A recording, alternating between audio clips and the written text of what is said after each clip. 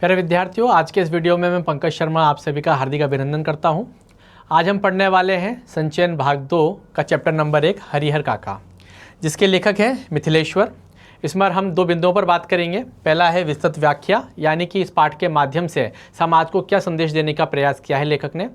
और दूसरा हम देखेंगे प्रश्नोत्तर पर चर्चा, यानी कि विगत वर्षों में जो महत्वपूर्ण प्रश्नोत्तर आए हैं उनसे संबंधित हम चर्चा करेंगे। हम देखेंगे कौन से प्रश्न हैं और किस भाषा में लिखे गए हैं, किस प्रकार से हम इन्हें लिख सकते हैं और अच्छी भाषा को बना सकते हैं। तो ये वीडियो में शुरू करूं उससे पहले मैं आपको बता दूं, YouTube पर एक नया चैनल लॉन्च हुआ है जिसका नाम है हाई प्रोफाइल। हाई प्रोफाइल एक बहुत ही महत्वपूर्ण चैनल है जो कि 9th क्लास से 10th क्लास के बच्चों के लिए है। इसमें आपके सब्जेक्ट से रिलेटेड बहुत सारा कंटेंट है। इसके अलावा आपके करियर काउंसलिंग, साइकोलॉजिकल काउंसलिंग से रिलेटेड भी बहुत सारे अट्रैक्टिव वीडियोस दिए गए हैं। इन वीडियोस को आप देखें, इनका लाभ लें, क्योंकि ये बहुत ही सरल और सटीक भाषा में दिए गए हैं और आपके लिए बहुत ही बेनिफिशियल हैं। तो आप ज़रूर सर्च करें यूट्यूब पर हाई प्रोफाइल और इसमें जो कंटेंट दिया गया है उसका लाभ लें। चलिए हम शुरू कर रहे हैं हमारा चैप्टर हरिहर काका। ठीक है, हमेशा की तरह हम सबसे पहले पढ़ रहे हैं पाठ प्रवेश। किसी भी चैप्टर के बारे में शॉर्ट में जानकारी लेने के लिए, शॉर्ट जानकारी लेने के लिए पाठ प्रवेश पढ़ना चाहिए। देखते हैं इसमें क्या लिखा है। हमारे समाज में हमें देखने को मिलता है कि कुछ बुजुर्ग भरोसा करके अपनी ज़िंदगी में ही अपनी जायदाद को अपने रिश्तेदारों या किसी के नाम लिखवा देते हैं। ये बात सही है, जो हमारे बुजुर्ग हैं उनके पास जो भी धन संपत्ति होती है वो अपने जीवन काल में ही किसी के नाम लिख देते हैं। वे सोचते हैं कि ऐसा करने से उनका बुढ़ापा आसानी से कट जाएगा। पहले तो रिश्तेदार भी उनका बहुत आदर सम्मान करते हैं, परंतु बुढ़ापे में परिवार वालों को 2 वक्त का खाना देना भी उन्हें बुरा लगने लगता है। यानी जो लोग अपने पैसे, अपने धन संपत्ति जो है अपने बच्चों के नाम कर देते हैं, अपने रिलेटिव्स के नाम कर देते हैं, तो शुरुआत में तो उनकी बड़ी देख रेख होती है, लेकिन फिर होता ये है कि धीरे धीरे उनको लोग प्रताड़ित करने लगते हैं, उनकी उपेक्षा करने लगते हैं। ठीक, बाद में उनका जीवन किसी कुत्ते की तरह हो जाता है, उन्हें कोई पूछने वाला भी नहीं होता। यही लाइन चैप्टर के अंदर दी गई है। उनका जीवन कैसा हो जाता है? दुत्कारपूर्ण हो जाता है, उनका शोषण होने लगता है, उनको प्रताड़ना मिलने लगती है और फिर कोई उनका ध्यान नहीं रखता। प्रस्तुत पाठ में भी हरिहर काका नाम का एक व्यक्ति है जिसकी अपनी देह से कोई संतान नहीं है। इसी कॉन्टेक्स्ट में, इसी कंटेंट को लेकर के एक कहानी रची गई जिसका नाम है हरिहर काका। तो कैरेक्टर के बारे में बता रहे हैं कि हरिहर काका नाम का एक कैरेक्टर है इसके अंदर, और उसकी अपनी कोई देह से संतान नहीं है, यानी अपनी खुद की कोई संतान नहीं है, परंतु उसके पास 15 बीघे ज़मीन है और वही ज़मीन उसकी जान की आफत बन जाती है। यानी उसकी जो प्रॉपर्टी है वही उसके लिए मुसीबत का कारण बन जाती है। किसके लिए? हरिहर काका के लिए। अंत में उसी ज़मीन के कारण उसे सुरक्षा भी मिलती है, यानी प्रॉपर्टी ज़्यादा होने के कारण और उसके आसपास के जो लोग हैं उनकी हरिहर काका के ऊपर कुदृष्टि होने के कारण, यानी कि वो मर जाएं तो प्रॉपर्टी उनको मिल जाए, ये भावना होने के कारण उनको सुरक्षा भी दी गई है सरकार की तरफ से। लेखक इस पाठ के जरिए समाज में हो रहे नकारात्मक बदलाव से हमें अवगत कराना चाहता है, यानी सोसाइटी के अंदर जो संवेदनशीलता है, जो मानवता है, जो दया, करुणा, प्रेम का भाव है, वो कैसे धीरे धीरे समाप्त हो रहा है और लोग कितने स्वार्थी हो रहे हैं उसके बारे में हमको बताना चाहते हैं। ठीक है, महत्वपूर्ण जानकारी दी गई है पाठ के अंदर। आज की सोसाइटी के बारे में बात की गई है। ठीक है, धन संपत्ति के बारे में बात की गई है, व्यक्ति विशेष के साथ किस प्रकार का बर्ताव होता है लोगों का और लोग कैसे बदल जाते हैं, लोग अपने स्वार्थ के कारण क्या से क्या कर बैठते हैं, उसके बारे में हमको जानकारी दी गई है। अब यहाँ पर मैं आपको बता रहा हूँ याद करने के लिए कुछ महत्वपूर्ण बिंदु। इस पूरे चैप्टर्स को हमने 10 बिंदुओं में बांट दिया है। ये 10 बिंदु आपको साथ के साथ लिखते हुए चलना है। जब भी आप इन 10 बिंदुओं को एक साथ पढ़ेंगे तो ये पूरी कहानी आपके सामने उपस्थित हो जाएगी। ये बिंदु हमने काल्पनिक बनाए हैं ताकि आप चैप्टर को रिलेट कर सकें, घटनाओं को एक दूसरे से जोड़ सकें और आपकी एक भाषा बन सके। तो पहला पॉइंट हम ले रहे हैं कहानी के मुख्य किरदार, यानी कि इसमें कैरेक्टर कौन है और क्या कहानी है। तो इसमें लिखा है हरिहर काका के मित्र स्वयं लेखक हैं, जो कि मेन लीड रोल में, जो कि कहानी पूरी बता रहे हैं। हरिहर काका, उनके छोटे भाई और ठाकुरबाड़ी के महंत, ये 3-4 कैरेक्टर हैं जो कि इस कहानी के इर्द गिर्द घूमते हैं। पॉइंट नंबर 2 दिया गांव का प्रमुख स्थान और उसकी महिमा, यानी कि बताया गया है कि जिस गांव में हरिहर काका रहते हैं उसकी विशेषता क्या है, वहाँ पे ठाकुरबाड़ी नाम की जो स्थान है उसकी विशेषता क्या है। गांव की पूर्व दिशा में ठाकुर जी का विशाल मंदिर था जिसे गांव के लोग ठाकुरबाड़ी, जो कि एक देव स्थान है, के नाम से जानते हैं। लोग ठाकुर जी से पुत्र की मन्नत मांगते हैं, मुकदमे में जीत, लड़की की शादी किसी भी अच्छे घर में हो जाए, लड़के को नौकरी मिल जाए, आदि मन्नतें मांगते थे। यानी कि इस मंदिर का वर्चस्व ऐसा था कि लोग इसमें बड़ी श्रद्धा रखते थे और अपनी जितने भी जीवन से संबंधित जो भी मन्नतें हैं, इच्छाएं, वो जाकर के मंदिर में मन्नत के रूप में मांगा करते थे। और फिर उसके बाद मन्नत पूरी होने पर लोग अपनी खुशी से ठाकुर जी को रुपए, जेवर, अनाज चढ़ाया करते थे। यानी जो उनकी श्रद्धा बनती थी, जैसी मन्नत पूरी होती थी उसके आधार पर वो ठाकुरबाड़ी के नाम चीज़ें किया करते थे, चाहे जेवर दे दें, पैसा दे दें या ज़मीन दे दें।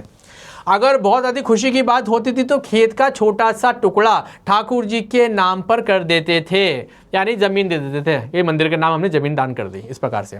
और यह एक तरह से प्रथा ही बन गया, यानी पूरी इस प्रथा ने जन्म ले लिया। कहाँ पर? उस गांव में।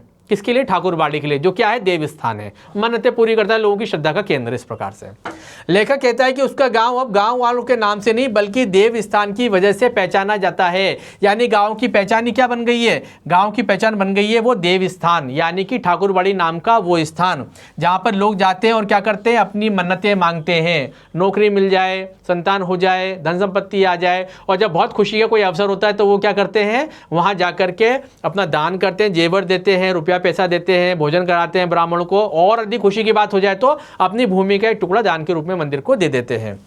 तो अब मंदिर की महिमा क्या हो गई कि गांव मंदिर के नाम से जाना जाता है। गांव की अपनी कोई पहचान नहीं रही, उस मंदिर के नाम से वो जाना जाने लगा है।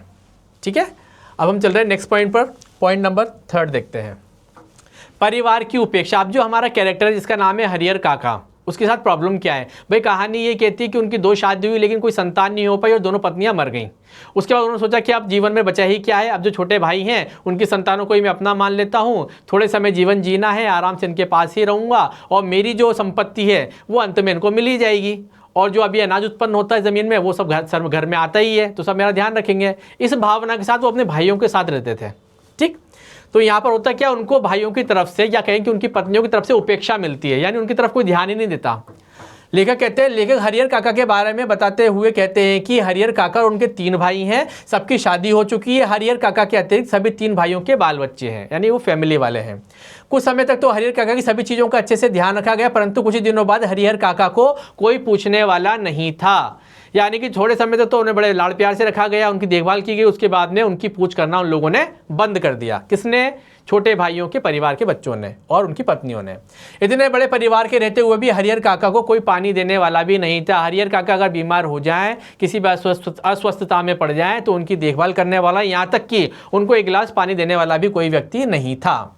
बरामदे के कमरे में पड़े हुए हरिहर काका को अगर किसी चीज़ की ज़रूरत पड़ती तो उन्हें खुद ही उठकर लेनी पड़ती थी। अगर उन्हें पानी पीना है, बीमारी में है वो, अस्वस्थता में है वो, या कोई वस्तु लेनी है, तब उनको स्वयं ही उठना पड़ता था। यानी कि कहना ये चाहते हैं कि उनकी देखभाल करने वाला कोई भी व्यक्ति नहीं था, जबकि शुरुआत में उनका बड़ा ध्यान रखा गया था।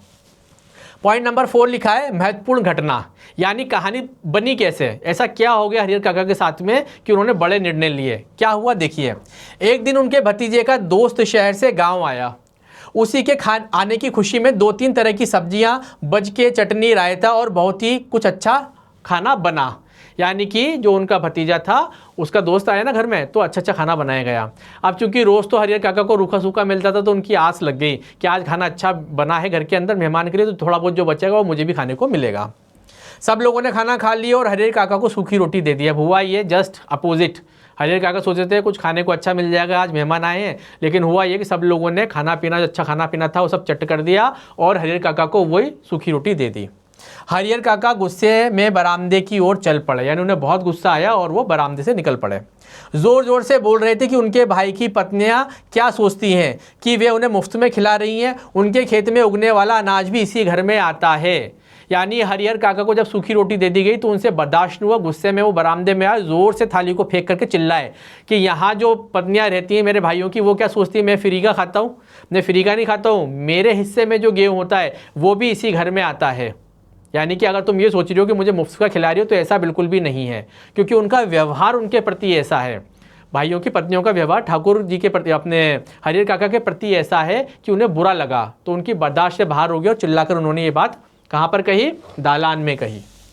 आगे देखते हैं पॉइंट नंबर 5। अब जब ये चीज़ें चली रही थी, पत्नियाँ सुन रही हैं, हरिहर काका चिल्ला रहे, तो वहाँ से महंत जी निकले, यानी ठाकुर बाड़ी के जो महंत थे वो वहाँ से निकले। उनके कान में कुछ शब्द पड़े कि भाई चीख चिल्लोड़ मच रही है घर में, और जो हरिहर काका है वो चिल्ला रहे हैं पत्नियों के ऊपर, और खाने को लेकर के चर्चा हो रही है, हिस्से बांट को लेकर के चर्चा हो रही है। तो हरिहर काका के गुस्से का महंत जी ने लाभ उठाने की सोची। महंत जी ने सोचा कि भैया यही समय है, हरिहर काका को बरगला लिया जाए, अपने में मिला लिया जाए और उनके पास जो 15 बीघा खेत है वो ठाकुरबाड़ी के नाम लिखवा लिया जाए। तो उन्होंने क्या किया, महंत जी हरिहर काका को अपने साथ देवस्थान ले गए और हरिहर काका को समझाने लगे कि उनके भाई का परिवार केवल उनकी जमीन के कारण ही उनसे जुड़ा हुआ है। अगर वो अपनी संपत्ति उनके नाम देने से मना कर दें तो एक भी भाई आकर के उनसे बात तक नहीं करेगा, खून का रिश्ता जो है वो सब टूट जाएगा। यानी महंत ने उनका ब्रेन वॉश करने की कोशिश की और ये बताने की कोशिश की कि तुम्हारे भाई सब मतलबी हैं, उनके चक्कर में मत पड़ो, एक काम करो, तुम्हारे पास जो जमीन है ना उसे ठाकुरबाड़ी के नाम कर दो, यानी मंदिर के नाम कर दो। होगा क्या कि तुम ठाकुरबाड़ी के नाम जमीन कर देना, ठाकुरबाड़ी में ही रहना मेरे साथ, और मैं तुम्हें अच्छा अच्छा खाना दूंगा और सब लोग तुम्हारी सेवा करेंगे और मरने के बाद तुम्हें स्वर्ग मिलेगा। इस प्रकार से महंत जी ने लोभ और लालच देकर के हरिहर काका को बरगलाने की कोशिश करी और अपने साथ ले गए। कहाँ ले गए, ठाकुरबाड़ी, और वहां पर जाकर के उनकी खातिरदारी करी, बढ़िया भोजन वोजन कराया और उनको बोला कि इससे बड़ा तो कोई पुण्य ही नहीं हो सकता कि आप अपनी जमीन जो है ईश्वर के नाम कर दें, ईश्वर वहां पर स्वर्ग में आपको धन संपत्ति देंगे, ऐश्वर्य देंगे, आपका भला होगा। इस प्रकार से अब क्या हुआ, ये बात मालूम पड़ी भाइयों को कि घर में आज कलेश हो गया है पत्नियों की वजह से, और हरिहर काका गुस्सा होकर के महंत जी के साथ चले गए। तो भाइयों का स्वार्थ, अब भाई क्या सोच रहे हैं, सुबह होते ही हरिहर काका के तीनों भाई देवस्थान पहुंच गए, तुरंत गए वहां पर वो, ठीक है, और तीनों हरिहर काका के पांव में गिरकर रोने लगे और अपनी पत्नियों की गलती की माफी मांगने लगे और ये कहा कि अब आगे से ऐसी गलती नहीं होगी, ये ध्यान रखेंगी। यानी भाइयों को मालूम था कि धन संपत्ति हरिहर काका के पास है, गलती से अगर इन्होंने ठाकुरबाड़ी के नाम कर दी तो उनके हाथ में कुछ भी नहीं आएगा। तो वो हरिहर काका के पास चले गए, सुबह होते से ही वहां जाकर उनके पैरों में गिरे और अपनी पत्नियों की गलती के लिए उनसे माफी मांगने लगे कि वे अपनी पत्नियों को उनके साथ किए गए व्यवहार की सजा देंगे। हरिहर काका के मन में दया का भाव जाग गया, भाई भाई तो थे ही सही, तो उनको लगा चलो ठीक है कोई बात नहीं, गलती हो गई है, अब ये माफी मांग रहे तो इनको माफ कर देते हैं। हरिहर काका घर वापस आए तो घर में और घर वालों के व्यवहार में बदलाव आ गया। यानी कि इतना मना करके जब भाई ले आए वापस तो कुछ दिन तो लोगों के व्यवहार में बहुत ही परिवर्तन आ गया। हरिहर काका को हाथों हाथ वो सेवा करने लगे, अच्छा अच्छा भोजन कराने लगे, हर चीज़ में उनको सम्मान देने लगे। इस प्रकार से छोटे बड़े सभी लोग हरिहर काका को सम्मान सत्कार करने लगे। यानी कि छोटे बड़े जितने भी थे वो सब हरिहर काका की पूछ करने लगे, यानी कि उनको सम्मान देने लगे, उनका ध्यान रखने लगे। क्यों? क्योंकि इसमें भाइयों का स्वार्थ छिपा हुआ था। ठीक, आगे देखते हैं नेक्स्ट पॉइंट। नंबर 7 दिया गांव वालों की, गांव के लोगों की भावना। यानी गांव वाले इस बारे में क्या सोचते थे। गांव के सब लोगों को मालूम पड़ गया था भाई घर में कलेश हुआ, महंत जी अपने साथ देवस्थान ठाकुरबाड़ी ले गए थे, वहां कुछ समझाया इनको, उसके बाद ये भाई गए भगे भगे और जाकर के हरिहर काका को मना के वापस ले आए। तो गाँव में इस प्रकार की बातें चलती थी, तो लोग अपने ओपिनियन दे रहे हैं बिना पूछे ही। ठीक है, क्या दे रहे हैं, गांव के लोग जब भी कहीं बैठते तो ऐसी बातों का ही सिलसिला चलता है, यानी उन्हीं के घर परिवार के बारे में बात होती जिसका कोई अंत नहीं था। हर जगह बस उन्हीं की बातें होती। कुछ लोग कहते हैं हरिहर काका को अपनी जमीन भगवान के नाम लिख देनी चाहिए, इससे उत्तम कुछ भी नहीं हो सकता। यानी गांव के जो बुजुर्ग लोग थे, जो दूसरे लोग थे, वो कहते थे, या महंत के चेले चपाटे थे, वो सब कहते थे कि भाई इनको तो अपनी ज़मीन जो है भगवान के नाम कर देनी चाहिए, क्योंकि ज़मीन छाती पे बांध के लेके तो जाएंगे ही नहीं। अभी अगर ईश्वर के नाम कर देंगे, ठाकुरबाड़ी के नाम कर देंगे तो इनको स्वर्ग की प्राप्ति होगी। इससे हरिहर काका को कभी ना खत्म होने वाली प्रसिद्धि प्राप्त होगी। ऐसा वो कहते हैं कि आपका यश फैलेगा, दूर दूर गाँव में आपका नाम होगा। इस प्रकार से कि वो बातें करते थे हरिहर काका के बारे में। इसके विपरीत कुछ लोग यह मानते थे कि भाई का परिवार भी तो अपना ही परिवार होता है, अपनी जायदाद उन्हें न देना, उनके साथ अन्याय करना होगा। इसके जस्ट अपोजिट गांव का एक दूसरा पक्ष था। गांव वाले कहते थे कि भाई देखो भाई भाई हैं, भाई आपस में लड़ते झगड़ते कुछ भी होता है, लेकिन वो है तो एक ही परिवार के। तो अगर कोई भाई अपना हिस्सा कहीं दान कर रहा है और अपने भाइयों के बच्चों को नहीं दे रहा, तो ये देखा जाए तो सामाजिक दृष्टि से एक प्रकार का अन्याय होगा उनके साथ में। तो हरिहर काका को अपनी धन संपत्ति ठाकुरबाड़ी के नाम न करते हुए अपने भाइयों को ही देनी चाहिए। इस प्रकार की गांव में बातें चलने लगती हैं। ठीक, पॉइंट नंबर 8, हरिहर काका की सूझबूझ। यानी कि दोनों ही पक्षों की बातें जब हरिहर काका तक पहुंचती तो वो किस सूझबूझ से काम लेते थे, यानी वो किस प्रकार से डिसीजन बनाते थे। तो यहाँ पर लिखा है, इस विषय पर हरिहर काका ने बहुत सोचा और अंत में इस परिणाम पर पहुंचे कि अपने जीते जी अपनी जायदाद का स्वामी किसी और को बनाना ठीक नहीं होगा।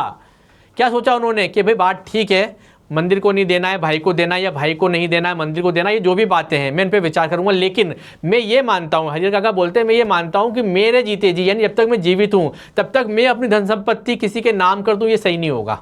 मुझे अपने पास ही रखनी चाहिए, क्योंकि मेरे मरने के बाद तो अपने आप मिल जाएगी जिसको मिलनी होगी। ठीक, आगे देखते हैं। चाहे वो अपना भाई हो या मंदिर का महंत हो। यानी उनका कहना है कि मंदिर का महंत हो या भाई हो, जिसको मिलनी होगी मिल जाएगी, तो मैं अपने जीते जीते ये संपत्ति किसी के नाम करूंगा नहीं। उन्हें अपने गांव और इलाके के वे कुछ लोग याद आए जिन्होंने अपनी ज़िंदगी में ही अपनी जायदाद को अपने रिश्तेदारों या किसी के नाम लिखवा दिया था। उनका जीवन बाद में बुरी तरह बीता, उन्हें कोई पूछने वाला भी नहीं था, क्योंकि हरिहर काका जानते थे कि इसी गांव में कुछ लोग ऐसे थे जिन्होंने अपने जीते जी ही अपनी धन संपत्ति अपने रिलेटिव्स के नाम कर दी। तो रिलेटिव्स ने शुरुआत में तो ध्यान रखा, बाद में उन लोगों की बड़ी दुर्दशा बनी। उनको पानी देने वाला भी कोई नहीं था, वो भीख मांग करके अपना जीवन चलाते थे। उनका जीवन कुत्ते जैसा हो गया था, ना घर का ना घाट का। ठीक।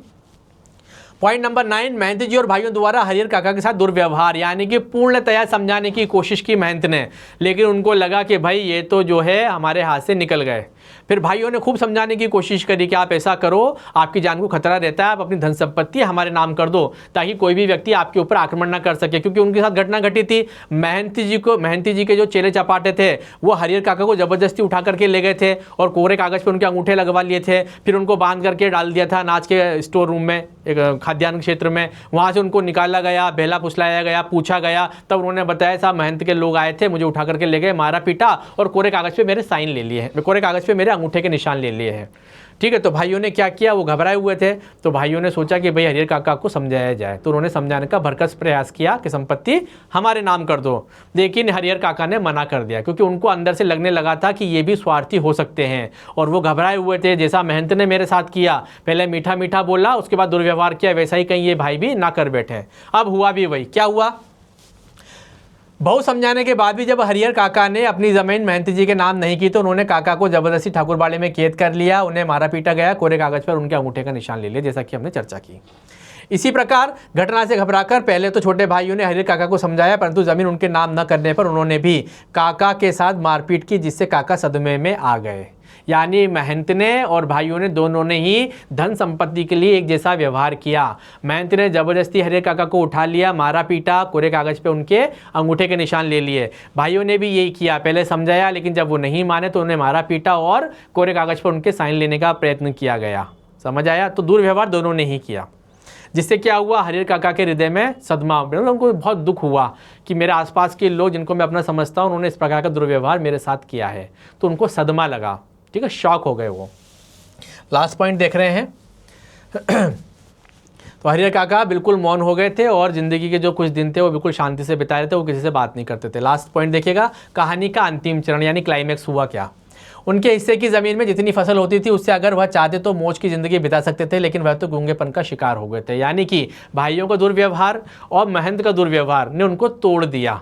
तो उन्होंने अब लोगों से बोलना बातचीत करना ही बंद कर दिया था। हालांकि वो इतने अमीर थे कि वो अपनी जो ज़मीन थी उसके अनाज को बेच करके भी अपना जीवन बहुत अच्छे से जी सकते थे, लेकिन उनका मन चूँकि खिन्न हो गया था, दुखी हो गया था, सदमा उनको लग गया था, तो उन्होंने लोगों से बोलना बंद कर दिया। ठीक है।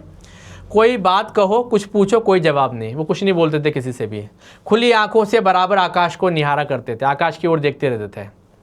सारे गांव के लोग उनके बारे में बहुत कुछ कहते सुनते थे, लेकिन उनके पास अब कहने के लिए कोई बात नहीं थी। उनके जीवन का अनुभव इतना कटु रहा इन लोगों को लेकर के कि वो अब किसी से ही बोलना बतलाना चाहते ही नहीं थे।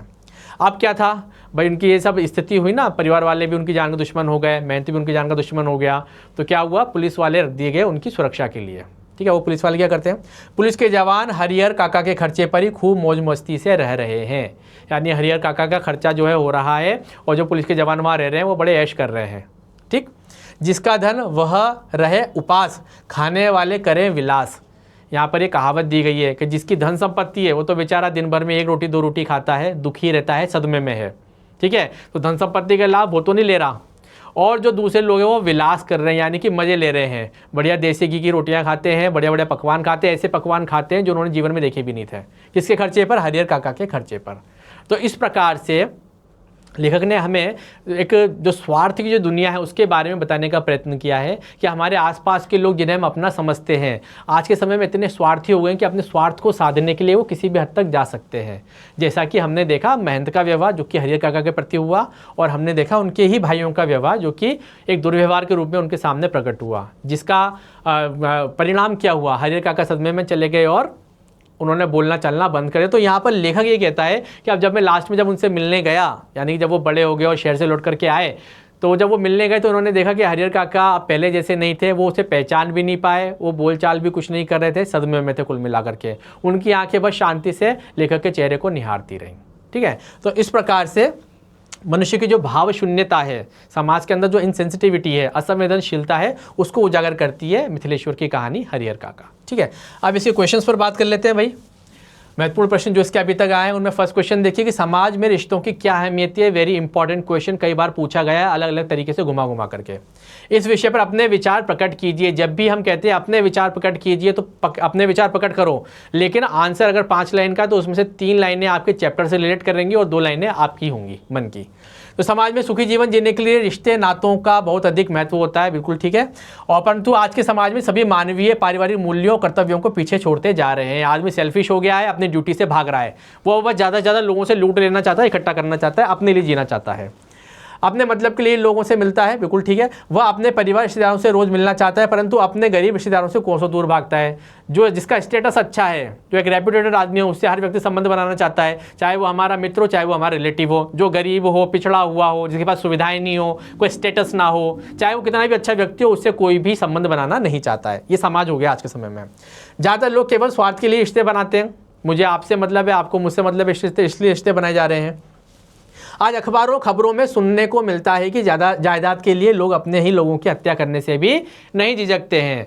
वर्तमान परिप्रेक्ष्य में हम देखते हैं समाचार पत्रों में रोज़ कोई ना कोई न्यूज़ ऐसी आती ही है जिसमें स्वार्थी लोग जो हैं या तो अपने ही प्रियजनों को, स्वजनों को मौत के घाट उतार देते हैं, ठीक है, या तो फिर वो स्वयं डिप्रेशन में आकर के आत्महत्या कर लेते हैं। क्यों कर लेते हैं? क्योंकि एकाकीपन से लोग जूझ रहे हैं, सारे लोग आसपास के स्वार्थी हैं, केवल आपको नोचना चाहते हैं, आपका लाभ लेना चाहते हैं। तो इस भावना से भी आकर के कई लोग जो है प्राण त्याग देते हैं।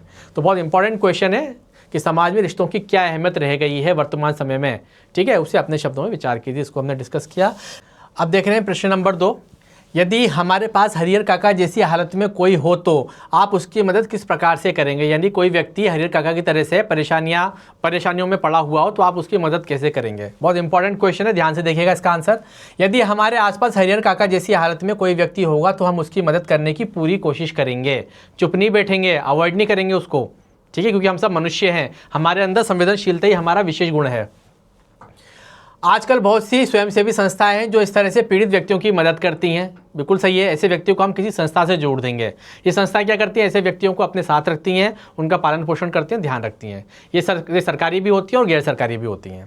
हम उनसे मदद लेंगे, बिल्कुल ठीक है। उस व्यक्ति से खुद भी बात करेंगे और कारण का पता करने की कोशिश करेंगे, यानी उसके परिवारजन जो उसके साथ व्यवहार कर रहे हैं उसका कारण क्या है, ये बात भी हम उससे पूछेंगे, यानी उसकी काउंसलिंग करने की कोशिश करेंगे। हम उस व्यक्ति को खुशी से अपनी बाकी ज़िंदगी गुजारने के लिए प्रेरित करेंगे। हम उसे बताएंगे कि मनुष्य का जीवन बहुत महत्वपूर्ण है और बड़ी मुश्किल से मिलता है, तो हमें अपने जीवन में डिप्रेशन में नहीं आना है, निराश नहीं होना है, हमें अपना जीवन जो शेष बचा है उसे अच्छे से जीना है। और अगर संभव हो तो उसके परिवार वालों से भी बात करके उनके बिगड़े हुए रिश्तों को सुधारने का प्रयास करेंगे।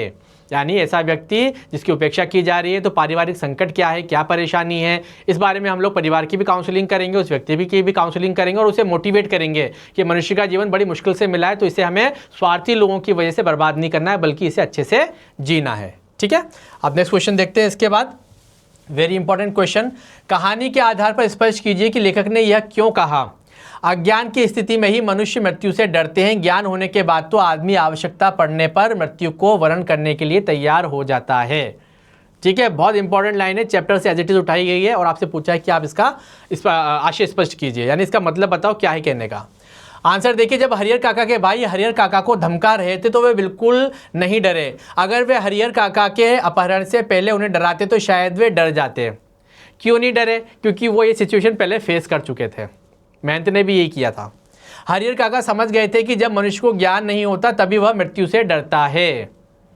हम सब जानते हैं एक न एक दिन मृत्यु होने वाली, जो कि अटल सत्य है। कोई भी व्यक्ति शाश्वत नहीं है, एक न एक दिन उसका अंत आना ही है। जिस व्यक्ति ने ये समझ लिया तो फिर वो दुख से नहीं डरता, फिर वो मृत्यु से नहीं डरता, फिर परेशानी से नहीं डरता। ठीक, परंतु जब मनुष्य को ज्ञान हो जाता है तब वह जरूरत पड़ने पर मृत्यु का सामना करने के लिए भी तैयार हो जाता है। चैप्टर में हरिहर काका कहते हैं कि भले ही से मैं मरी क्यों ना जाऊं, लेकिन जीते जीतो मैं अपनी संपत्ति किसी के नाम नहीं करूंगा। और ये कब कहते हैं? जब भाई उनको प्रताड़ित कर रहे होते हैं। ठीक है, हरिहर काका ने सोच लिया था कि उनके भाई उन्हें एक बार ही मार दे तो सही है, लेकिन वे ज़मीन उनके नाम लिखकर अपनी पूरी ज़िंदगी घुट घुट कर मरना नहीं चाहते हैं। संपत्ति उनके नाम कर दूं, मेरे पास कुछ बचेगा नहीं, तो मुझे भोजन कौन देगा, मेरे हरी बीमारी में ध्यान कौन रखेगा, मेरा तो शोषण होगा, मैं ऐसे टुकड़ों में मरूं, ऐसे घुट घुट के मरूं, दुखी होकर के मरूं, इससे अच्छा तो ये है कि मेरे भाई मुझे अभी मार दे। लेकिन जीते जीते मैं संपत्ति किसी को देने वाला नहीं हूँ।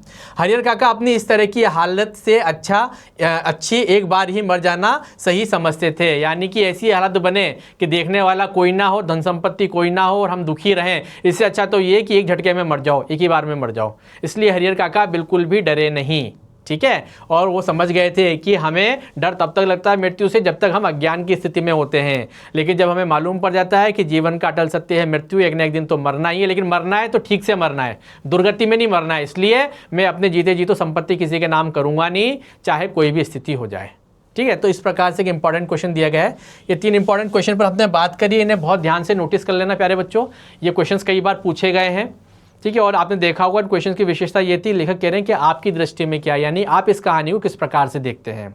तो इस कहानी को हमने व्याख्या के रूप में देखा, हमने 10 पॉइंट्स बनाए इसके लिए। अगर आप उन 10 पॉइंट्स को लिख लेते हैं और एक बार पढ़ेंगे तो आपकी सारी कहानी आपस में जुड़ जाएगी, सारांश तैयार हो जाएगा। और अगर आपको सारांश आता है तो फिर आपको हर एक प्रश्न का उत्तर आता है, ठीक है। तो इन पॉइंट्स को ध्यान से सुने, उनको लिखें और पढ़ें, जिससे कि आपकी एक अच्छी सी भाषा बन जाए। और जो इंपॉर्टेंट क्वेश्चन हमने डिस्कस किए हैं उनको भी ध्यान से पढ़ें और समझें। इसी के साथ हमारा संचयन भाग 2 का चैप्टर नंबर 1 हरिहर काका, जो कि मिथिलेश्वर जी की रचना है, कंप्लीट होती है। इसी के साथ मैं आपसे विदा लेता हूं। अब हम मिलेंगे अगले वीडियो में। धन्यवाद।